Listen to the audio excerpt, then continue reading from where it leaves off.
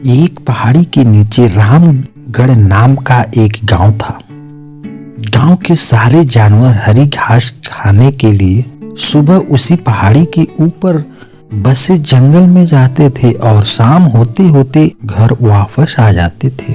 हर दिन की तरह लक्ष्मी नाम की एक गाय अन्य गायों के साथ उसी पहाड़ी के जंगल में घास खाने के लिए गई थी। वह हरी घास खाने में इतनी ज्यादा प्रसन्न थी कि वह कब शेर की गुफा के पास पहुंच गई उसे पता भी नहीं चला। शेर अपनी गुफा में सो रहा था और वह पिछले 2 दिनों से भूखा भी था। जैसे ही लक्ष्मी शेर की गुफा के पास पहुंची, गाय की खुशबू शेर की नींद खुल गई। वह शेर धीरे धीरे गुफा से बाहर आया और गुफा के बाहर गाय देखकर खुश हो गया। शेर ने मन ही मन सोचा कि आज उसकी 2 दिनों की भूख मिट जाएगी।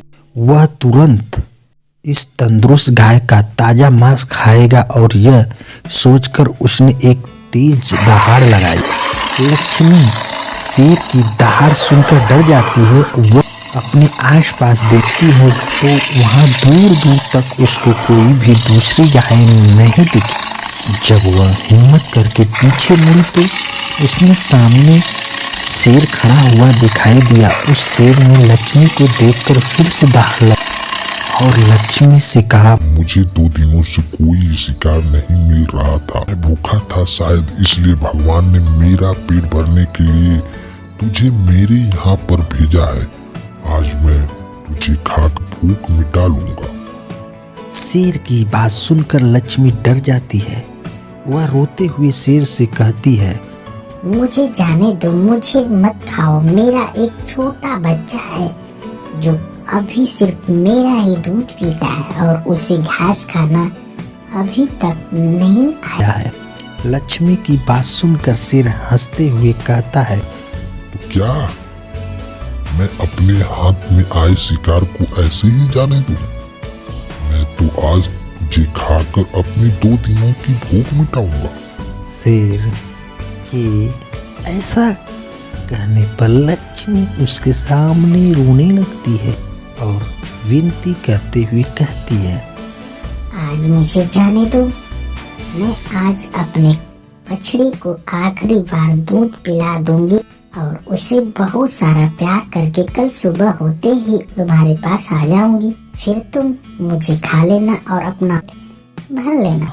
शेर लक्ष्मी की यह बात मान जाता है और धमकी देते हुए कहता है कि अगर कल तू नहीं आई तो मैं तेरे गांव आऊंगा, फिर तुझे और तेरे बेटे दोनों को खा जाऊंगा।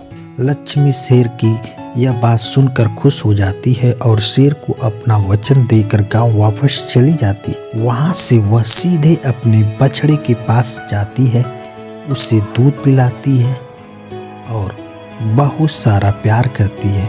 फिर बछड़े को शेर के साथ हुई सारी घटना बताती है और कहती है कि उसे अब अपना ख्याल खुद ही रखना होगा।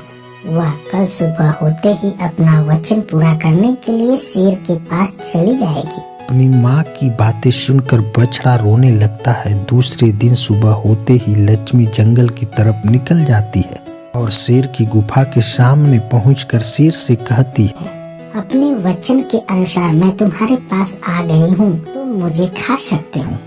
गाय की आवाज सुनकर शेर अपनी गुफा से बाहर निकलकर आता है और भगवान के अवतार में प्रकट होते हैं। वह लक्ष्मी से कहते हैं, मैं तो बस तुम्हारी परीक्षा ले रहा था।